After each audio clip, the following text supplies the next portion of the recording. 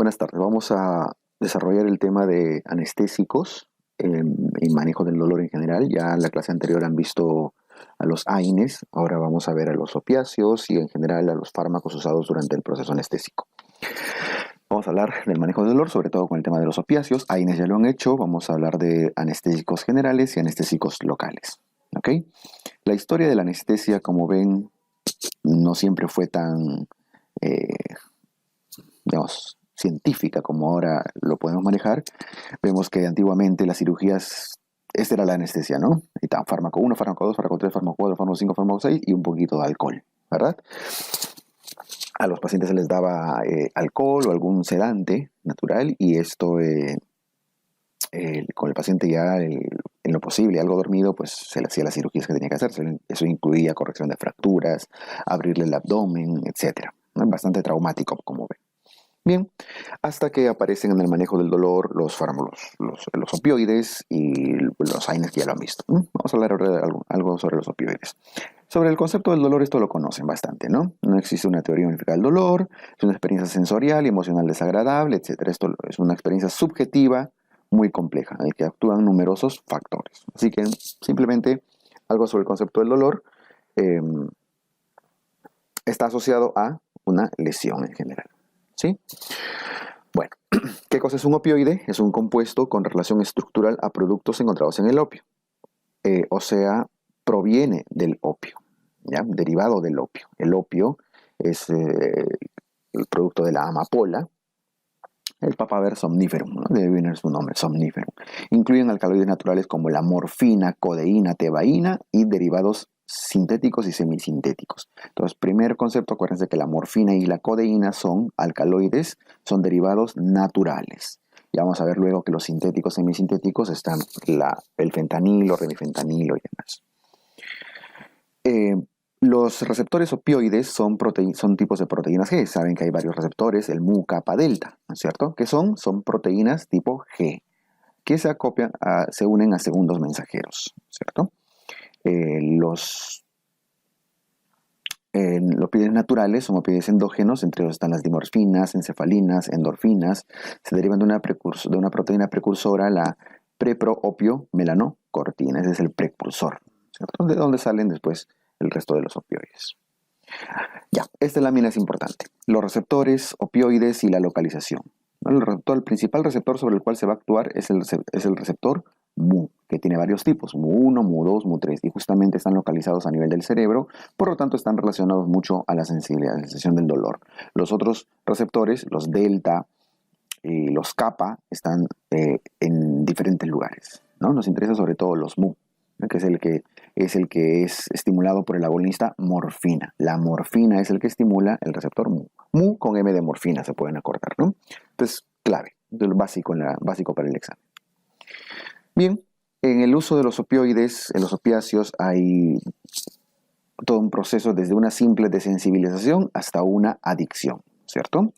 En el proceso de la desensibilización se caracteriza sobre todo por tolerancia al fármaco y va desapareciendo poco a poco con la eliminación del agonista. Pero aquí simplemente está desensibilizado. Luego viene la tolerancia, luego viene la dependencia y luego viene la adicción en ese orden.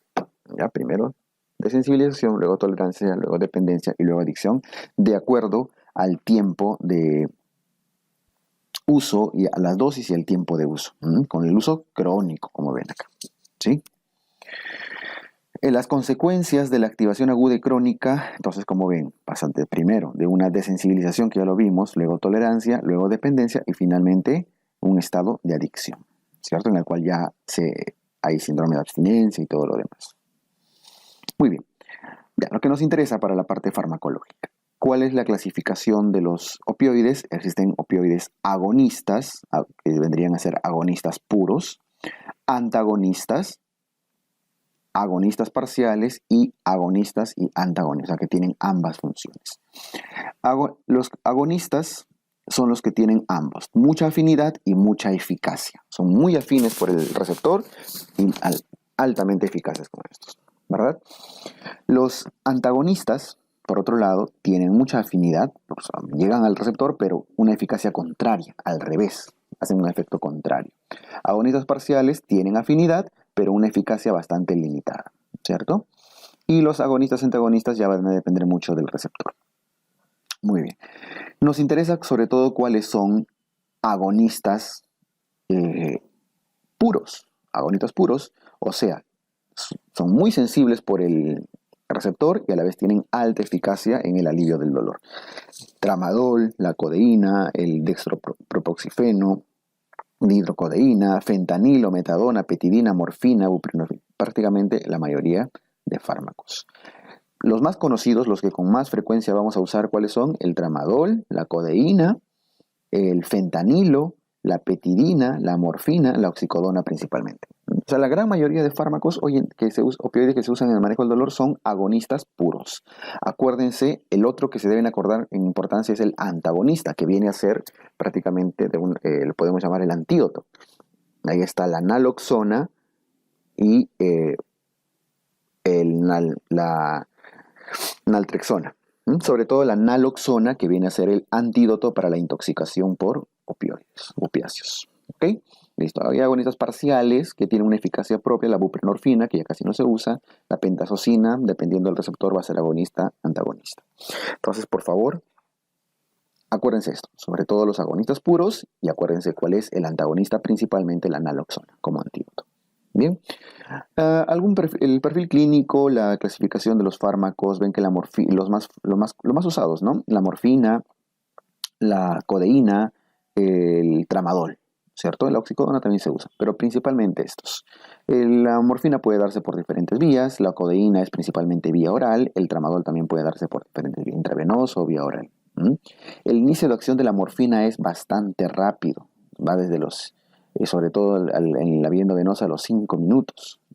La codeína demora más en actuar porque es vía oral, el tramadol también, ¿cierto? Sobre todo puede ser rápido en su vía intravenosa, pero el que más rápido actúa viene a ser la morfina. Tienen duración de acción bastante similar, todos van entre las 3, 4, 5, 6 horas. Una semivía de eliminación también muy similar, así que no hay gran diferencia en el uso de los fármacos, sobre todo respecto al... Es bien parecido el inicio de acción y la duración de la acción, todos son bastante parecidos. Cuando se usa opiáceos, según la escala OMS, del manejo del dolor, existen 3 niveles para el manejo, existen 3 niveles, el primer, segundo, tercer escalón, incluso un cuarto escalón, un cuarto peldaño. El primer nivel, el primer escalón en el manejo del dolor corresponde al manejo, al dolor leve, al dolor leve. En el manejo del dolor leve, los fármacos que se usan son principalmente AINES, paracetamol, metamizol, etc. ¿Ya? Sobre todo los AINES, ¿cierto? En el segundo escalón, en el manejo del dolor, están los opioides débiles para dolores moderados, dolores leves, dolores moderados, dolores severos, ¿no? Ahí está la codeína, la dihidrocodeína, el tramadol. Sobre todo codeína y tramadol que más van a usar. Ahora, ¿puede asociarse a un AINE para que funcione mejor? Sí. Y en el tercer escalón, ya tienen que estar los opioides potentes, los que tienen la más alta potencia para dolores severos, morfina, fentanilo, oxicodona, metadona, buprenorfina, ¿cierto?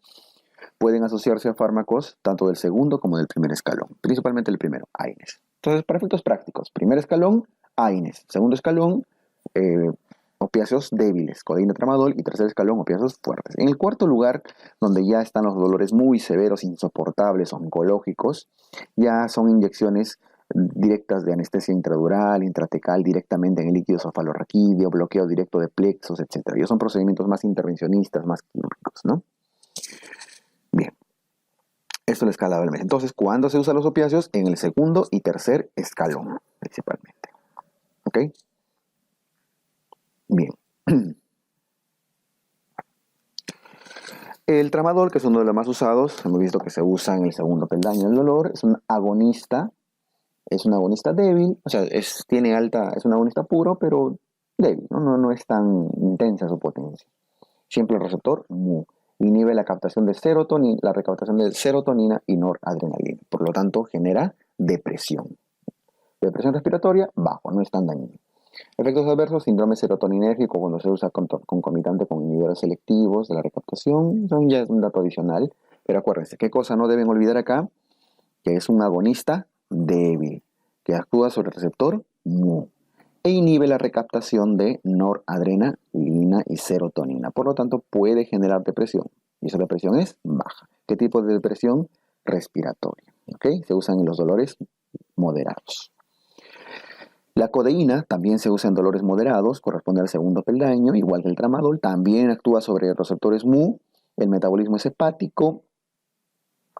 Y en el interior del cuerpo puede convertirse en morfina, pero a bajas concentraciones, ¿cierto? En una parte se excreta por vía renal, también genera una depresión baja, ¿ok? Depresión respiratoria baja. Tanto la codeína como el tramadol pueden asociarse con paracetamol para el manejo del dolor.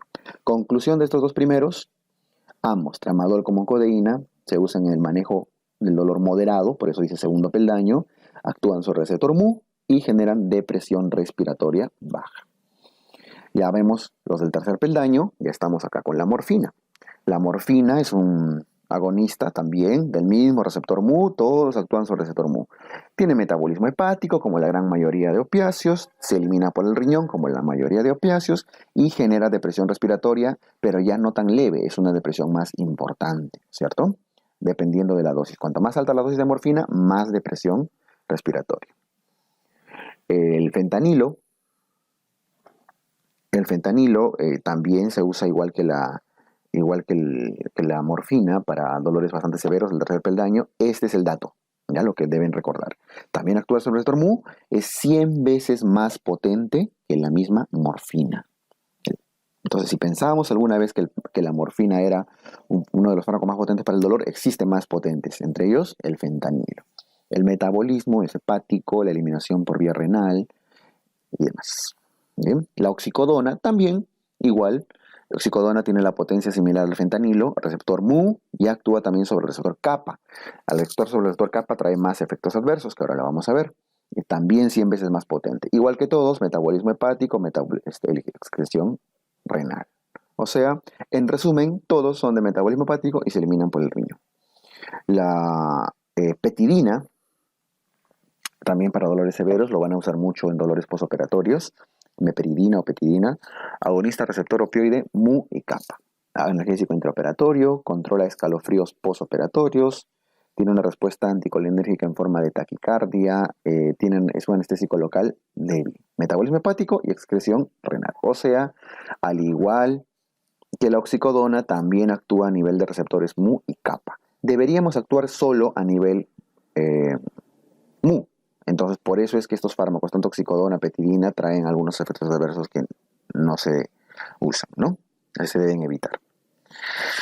Muy bien, entonces, en general de estos cuadritos que hemos visto que lo pueden ir viendo uno por uno, la conclusión que te van a sacar todos es que todo actúan sobre el receptor mu, algunos de ellos sobre el receptor kappa, todos se metabolizan en el hígado y todos se eliminan por vía renal, ¿cierto? Muy bien, esto es importante, las reacciones adversas de los opioides. En general, la mayor parte de las reacciones adversas se resumen en una palabra, depresión. En general, no, depresión. Alivian el dolor, por supuesto, para eso lo usamos, hay alteraciones de humor, náuseas y vómitos. Eso es, lo voy a resaltar porque viene a ser el efecto adverso más común de los opioides. Puede generar distermia, miosis, funciona como antitusígeno, causa somnolencia, neurotoxicidad, vértigos. O sea, alteraciones del sistema nervioso central. Puede llegar incluso a las convulsiones a veces. ¿Okay? A nivel del sistema nervioso genera depresión respiratoria. Esto es básico, porque los pacientes se suelen morir por eso, por depresión respiratoria. Puede haber rigidez del tórax, disminución del aclaramiento mucociliar o, en todo caso, inmunosupresión incluso. Bien. A nivel cardiovascular hay vasodilatación, se reduce la resistencia vascular periférica, bradicardia, hay inotropismo, ortostatismo, etc. Sobre todo, bradicardia. A nivel del sistema digestivo, estreñimiento porque se enlentece, se reduce el peristaltismo. Hay disminución del vaciamiento gástrico, hay boca seca, etc. Puede generar rubor y prurito. A nivel genitourinario, disminución de las contracciones sobre todo. Bien. Esto con los opiáceos. Entonces, la complicación más común, más frecuente de los efectos adversos son las náuseas y los vómitos.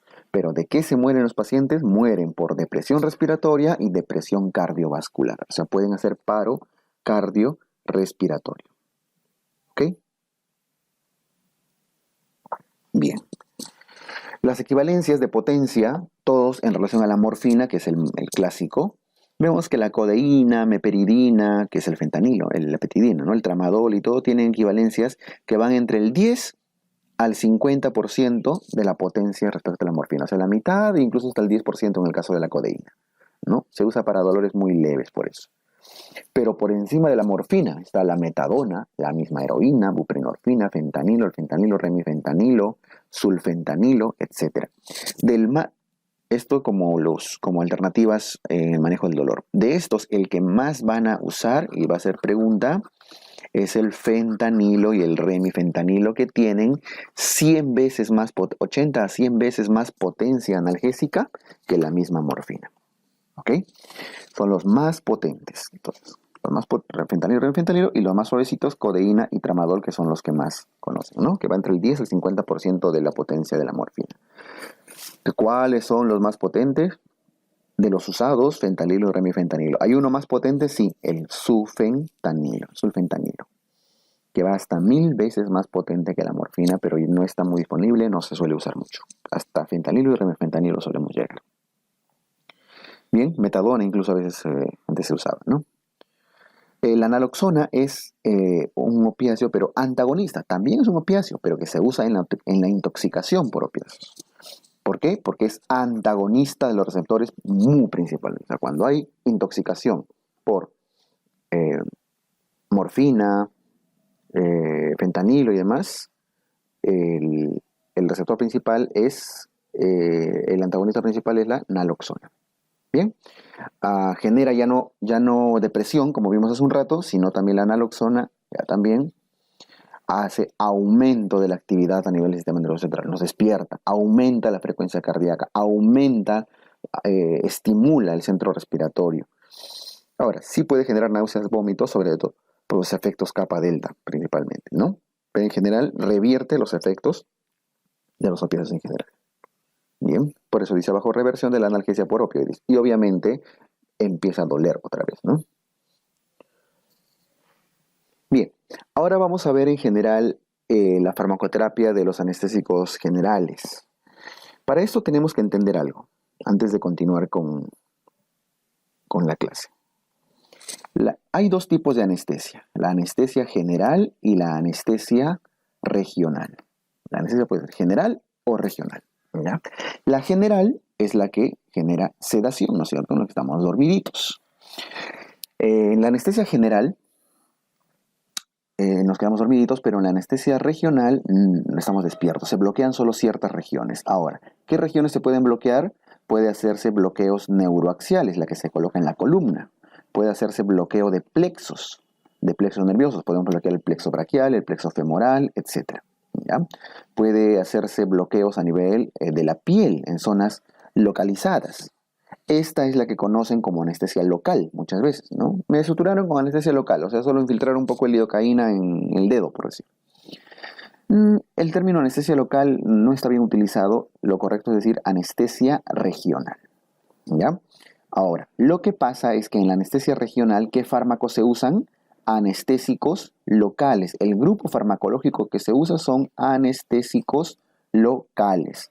Se puede inyectar lidocaína y bupivacaína, por ejemplo, ¿no? Se puede poner lidocaína y bupivacaína en la columna, bupi sobre todo. Se puede bloquear con lido y bupi plexos, eso es lo que se inyecta en la piel. O sea, el tipo de anestesia es regional, pero el grupo farmacológico son los anestésicos locales. En cambio, en la anestesia general, ¿qué se usa? En la anestesia general se usan 3 tipos de fármacos principalmente. 3 grupos farmacológicos. Hipnóticos, o sea, algo que nos genere, esos hipnóticos generan sedación, generan pérdida de la conciencia, generan hipnosis, o sea, dormirnos, ¿no es cierto? En resumen, se usa hipnóticos, hay que usar algo más.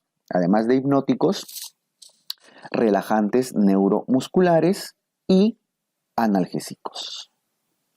O sea, el paciente tiene que estar dormido con un hipnótico, relajados todos sus músculos y que no le duela. De ahí vienen los objetivos de la anestesia general. En cambio, la regional simplemente usa anestésicos locales. Nada más, lidobupi.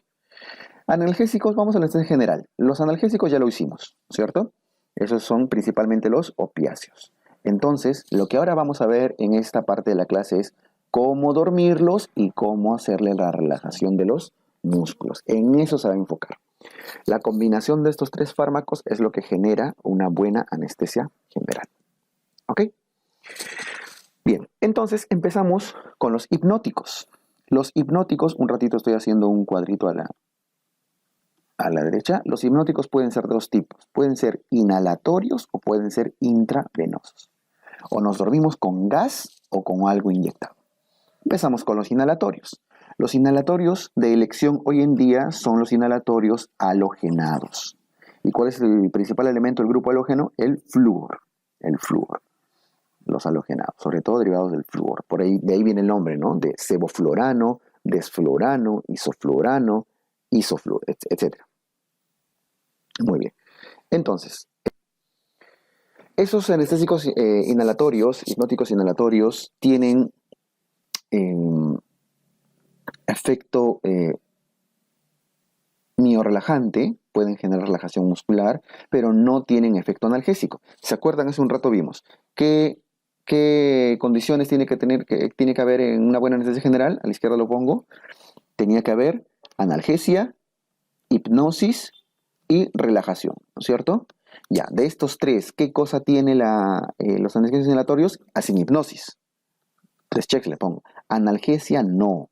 Y relajación mínimo. Cierto efecto medio relajante, pero es mínimo. Le pongo un check nomás. Entonces, es importante que conozcan que con gas solamente duermen al paciente. No le alivian el dolor y a lo mucho le causan cierta relajación. ¿Ya? Esto es básico, ¿ah? Y así lo resalto es por algo, ¿no? No tiene efecto analgésico los gases. Efecto analgésico bajo que no perdura en el tiempo, así que tienen que usar otros fármacos para controlar el dolor, ¿no? Porfa, no se olviden, ya por eso les estoy marcando. Ahora, ¿qué factores influyen en un adecuado, en el gas, en que un gas nos hipnotice, nos duerma? Bueno, ¿cómo se usa primero? Ven que se pone a través de un gas, de una mascarilla. El fármaco se pone en una máquina vaporizadora, como estamos viendo acá. Esa máquina viene como líquido, se vaporiza, entra a la mascarilla y ese gas llega a los alvéolos. Y de los alvéolos debe pasar a la circulación sistémica para ir al cerebro, ¿no es cierto? Para generar la hipnosis. ¿Qué factores influyen?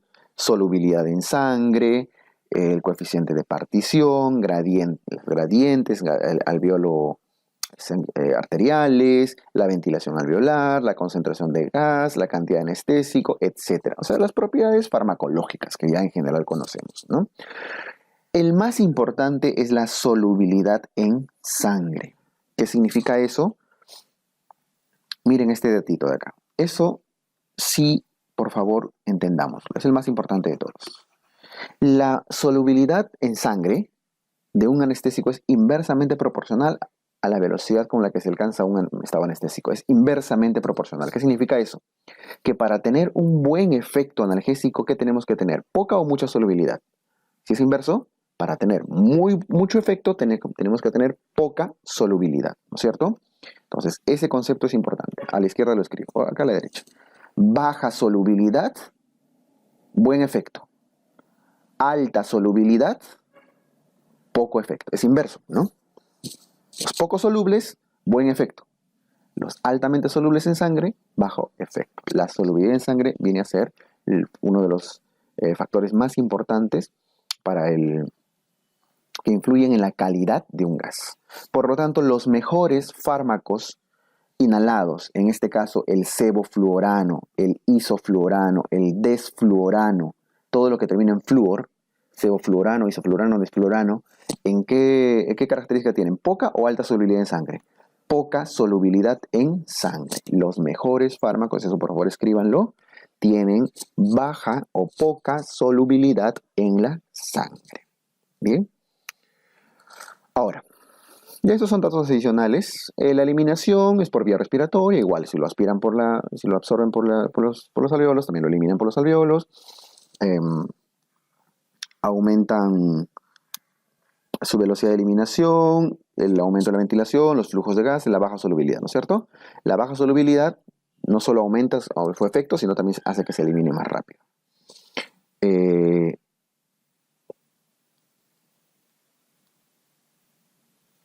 Bien. Otra característica es la concentración alveolar mínima. ¿Qué es eso?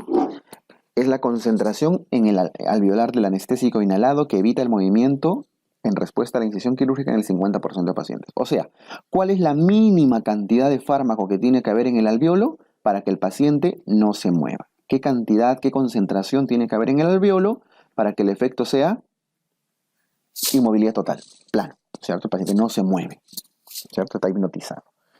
Por supuesto que queremos poca concentración. Entonces, cuanto menor concentración necesite un fármaco, es un anestésico, es un mejor fármaco, ¿no es cierto? Porque cuando necesitan mucha concentración, eso puede llevar a la toxicidad. Entonces, los mejores fármacos tienen baja concentración alveolar mínima. Por lo tanto, si juntamos con el concepto anterior, ¿cuáles son las características de un buen fármaco inhalado? Baja solubilidad y baja concentración alveolar mínima, ¿cierto? Y esa es justamente la característica que tienen los fármacos, el isoflurano, desflurano, los derivados del flúor, que es la mayoría. Ya. Y la toxicidad de los anestésicos inhalados pueden ser hepáticas, renales, puede generar vómitos, puede generar molestias cardiovasculares, molestias neurológicas, hipertermia maligna, temblor, etc. La principal complicación de todas estas es de los anestésicos inhalatorios, los hipnóticos inhalatorios, son las complicaciones hepáticas, ¿ya? El daño hepático, sobre todo cuando se usaba lotano. Ya hemos visto que ya no se usa lotano hoy en día, se prefieren los derivados del flúor, ¿cierto? El sevofluorano, el desfluorano, isofluorano y todos los que terminan en flúor. Son los de elección hoy en día, pero justamente traen menor daño hepático, que sí era muy común con el alotano.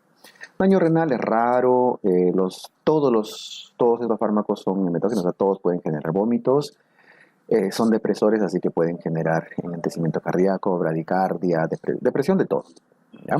Pueden generar cefalea, agitación, delirio, incluso puede llevar a las convulsiones. Pero son molestias raras, no es algo que tengamos que memorizarlo. Arriba sí el daño hepático. La hipertermia maligna es una complicación rara con los fármacos inhalatorios, es raro, pero aumentaba cuando se usaba succinilcolina. ¿Qué cosa es la hipertermia maligna? Es el aumento de temperatura, ¿no es cierto? Hipertermia. Sube la temperatura, pero no es por inflamación, es por un daño muscular. O sea, solo para que vean, recordemos qué cosa es la hipertermia maligna, que no es parte de la clase. Sabemos que para que haya la contracción de los músculos, cuando los músculos se contraen, tiene que ingresar, viene la acetilcolina, ¿no es cierto? Viene la acetilcolina, se unen los receptores de acetilcolina y entra el sodio. Se abren los canales de sodio, se despolariza la membrana. Esta es una fibra muscular. Entran los canales de sodio, y luego se activan los segundos mensajeros que van al retículo sarcoplasmático, ¿verdad? Para que se libere calcio. Entonces, más o menos, en resumen, porque es mucho más complejo, la acetilcolina va a los receptores, sale sodio, y eso hace que se libere abundante cantidad de calcio del retículo sarcoplasmático y ese calcio se une a las fibras de actina y miosina para que generen la contracción muscular, ¿cierto? Entonces, cuanto más calcio hay, más contracción muscular va a haber. ¿Qué pasa en la hipertermia maligna? En la hipertermia maligna hay un receptor acá en el retículo que se llama receptor de rianodina que controla la salida de calcio. O sea, cuando entra el sodio y viene el segundo mensajero, activa el receptor y hace que se libere calcio. En la hipertermia maligna el receptor está alterado, entonces no hay control, hay una sobreliberación de calcio. Ya se libera calcio descontroladamente, o sea, al mínimo estímulo, se sobrelibera calcio. Se libera calcio y genera una hipercontracción muscular, por eso decimos que es una miopatía. Genera contracción, y eso genera, para hacer contracción muscular que necesitamos, ATP. Y el consumo de ATP que genera, cuando el ATP se convierta en AMP, en ADP, AMP, genera calor. Entonces, ¿por qué el aumento de la temperatura? por el consumo de energía. ¿Y por qué consumo de energía? Porque se sobrelibera calcio y genera muchas contracciones. Eso no es un proceso inflamatorio, eso no tiene nada que ver con la interleuquina, con la fiebre por interleuquina 1 de las infecciones. Esto es un problema muscular. Y eso no lo van a solucionar con Panadol, ¿no? Con paracetamol. Esa fiebre se soluciona con relajantes musculares. Como se está todo contrayendo, se tiene que relajar. Bueno, la cosa que eso es la hipertenía maligna. Y eso solía ser, el principal desencadenante es la succinilcolina. Eso es lo principal. Pero otros fármacos como los anestésicos inhalatorios que estamos viendo también pueden generar hipertermia maligna. ¿Ya? Tiene que haber una base genética. ¿Cuál es esa susceptibilidad? La alteración del receptor de rianodina que vimos, ¿no? El rianodina alterado. Bien. Puede generar también temblores postoperatorios, que ya es una cosa que creo que es lógica, ¿sí? Entonces acuérdense del daño hepático como complicación más común con el alortano, y acuérdense que la hipertermia maligna también podía ser. El resto creo que es común a cualquier fármaco. Bien, y ahí está. Bueno, ahora le podemos leer ya el texto claro, ¿no? Porque si lo leemos de frente no se entiende nada. Es una miopatía por el aumento. Es una miopatía, un problema muscular ocasionado por el aumento descontrolado del metabolismo del músculo esquelético. Metaboliza mucho porque se libera descontroladamente calcio, ¿verdad? Y eso es un problema autosómico dominante. Si quieren se acuerdan. ¿Sí? No. Bien. Las fiebres suben, como ven, por encima en esta caricatura, por encima de 40 grados. Y el antídoto es el dantroleno. Ahí no se da paracetamol ni nada, se da dantroleno para que genere relajación muscular. ¿Okay?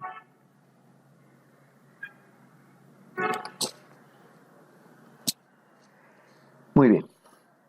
Entonces, los de los anestésicos inhalatorios. El más utilizado de todos, el desflorano, el sevoflurano, el isoflurano.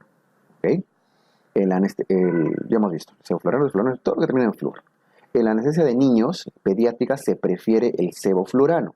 Ahora, no porque sea lo que vimos hace un rato. ¿Qué características tienen estos? Tienen poca concentración alveolar mínima y vimos que tenían también poca solubilidad en sangre. No es por eso, por ejemplo, el isoflurano y el desflurano son mejores fármacos que el sevoflurano. El tema con el sevoflurano, ¿por qué es mejor en niños? Porque huele rico. Entonces, en los niños es importante hasta el olor y el sabor de los fármacos. Al ser rico, el niño lo tolera mejor y tiene una anestesia de mucho mejor calidad. Obviamente siempre tienen que canalizar al niño, ¿ya? Generan, hemos visto, una leve relajación y pueden generar inestabilidad hemodinámica, ¿no? Por la depresión cardíaca y la depresión respiratoria que pueden ocasionar. Bueno, ya que acordarse de esta laminita, el sevoflurano, desflurano, isoflurano. Bien, y ya como resumen de los hipnóticos, muchos fármacos deprimen la función del sistema nervioso central, generan calma, generan somnolencia. Por eso son hipnóticos y sedantes, ¿no? Hacen sedación y hacen hipnosis. Disminuyen la actividad a nivel de todo el sistema nervioso central, generan somnolencia e inducen al sueño. Por eso se usan en este tipo de anestesias. ¿Okay? Bien. Y hemos hecho los fármacos, los hipnóticos inhalatorios. Nuevamente, recordando nuestro cuadrito, recordando por dónde empezamos al inicio, en la anestesia general tenía que haber tres cosas, ¿no? Tenía que haber hipnosis, tenía que haber analgesia para que no duela y tenía que haber relajación neuromuscular, ¿no? Para los que quieren ser anestesiólogos, ¿ya? Los hipnóticos pueden ser de dos tipos, pueden ser inhalatorios, pueden ser intravenosos. Ya hemos hecho esto, ¿cierto? Aquí está el sevoflurano, por ejemplo, ya los derivados del flúor. Y luego vamos a hacer los hipnóticos intravenosos, los que se ponen por la venita. ¿Ok? Bien. Entre ellos están las benzodiazepinas. De la fórmula, las partes de una benzodiazepina no tienen que memorizar tal vez la parte química. Está formado por un anillo bencénico, un anillo diazepínico, un heptámero, tiene 8 ángulos ahí, y un radical arídeo, 5 arídeo. Bueno, no importa, la cosa es que la parte más importante es el anillo bencénico, que es la base de todas las benzodiazepinas y es lo que le da el nombre a esta parte de acá. ¿Ok? Su función es un inhibidor, actúa a nivel de receptores GABA, ¿cierto? A nivel de receptores GABA, y acuérdense que los receptores GABA estimulan conductos de cloro, canales de cloro, hace que el cloro ingrese a la célula. ¿Y qué pasa cuando el cloro entra a la célula? El interior de la célula se vuelve de cargas negativas, o sea, se hiperpolariza. Entonces, ¿se acuerdan que que una célula que está en movimiento, un órgano que está, la transmisión nerviosa se basa en la despolarización? Normalmente la célula está negativa, se despolariza cuando entran cargas positivas. Entra el sodio y se despolariza, ¿verdad? Pero si es que entran cargas negativas, se está hiperpolarizando y eso genera que las despolarizaciones sean más difíciles y termina generando sedación. Entonces, la base, el fundamento de las benzodiazepinas y de la mayoría de sedantes intravenosos es actuar a nivel de receptores GABA con conductos de cloro. Entonces, dos palabras que tienen que ver. Son GABAérgicos, canales de cloro. Y hemos visto por qué los canales de cloro son generan sedación porque causan hiperpolarización. Por eso tiene un efecto sedante, hipnótico, relajante, es usado como ansiolítico, genera amnesia y tiene buena capacidad anticonvulsiva. Creo que todo esto es claro y lo conocemos, ¿cierto? Tiene hipnosis, relajación, baja la ansiedad y es usado de primera línea en las convulsiones. Ahora, las benzodiazepinas son fármacos amnésicos, pero mucho cuidado porque existen dos tipos de amnesia. Existe la amnesia retrógrada y existe la amnesia anterógrada.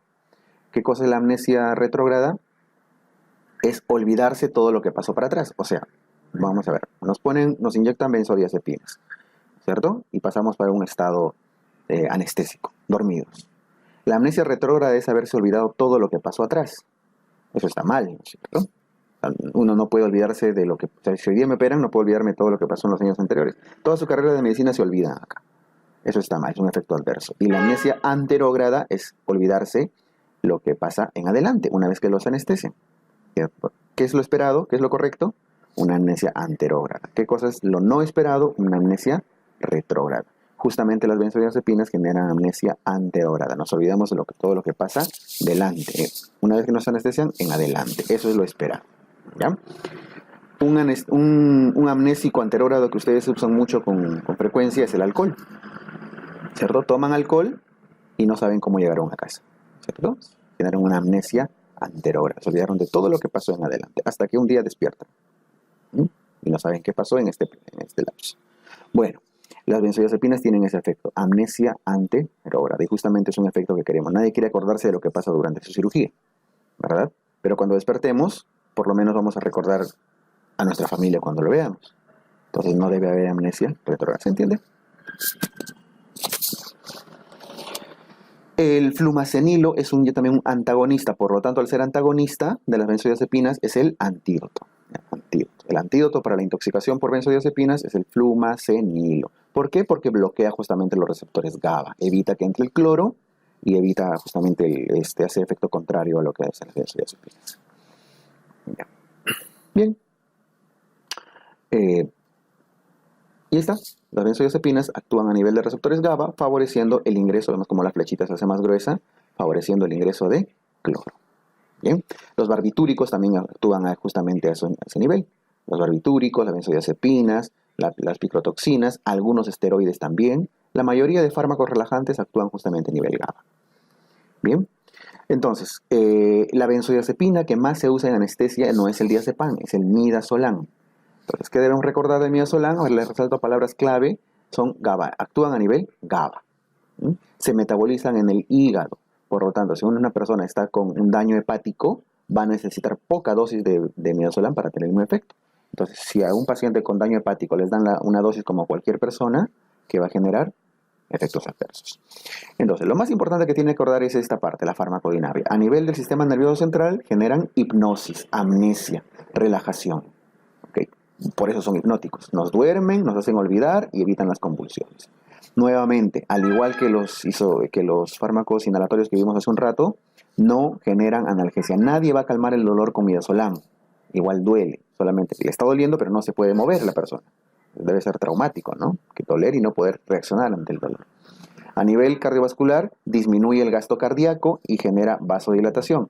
¿Qué pasa si baja el gasto cardíaco y baja la resistencia vascular periférica? Baja la presión arterial, genera hipotensión. Baja la frecuencia respiratoria, deprime el centro respiratorio, deprime todo. En resumen, deprime al sistema nervioso central, deprime al corazón, deprime al sistema respiratorio, ¿cierto? Listo. Esto es, por favor, la parte más importante que deben recordar. ¿Qué ocasiona? Se usa, esto ya es dato, es de fluoro, chicos, es el dato adicional. Es la única benzodiazepina que se usa en forma segura a nivel intramuscular. De todas las benzodiazepinas, casi todas se usan intravenosas, pero esta es la única que pueden usarlo intramuscular. Su antídoto, no olviden que es el flumacemil, ¿verdad?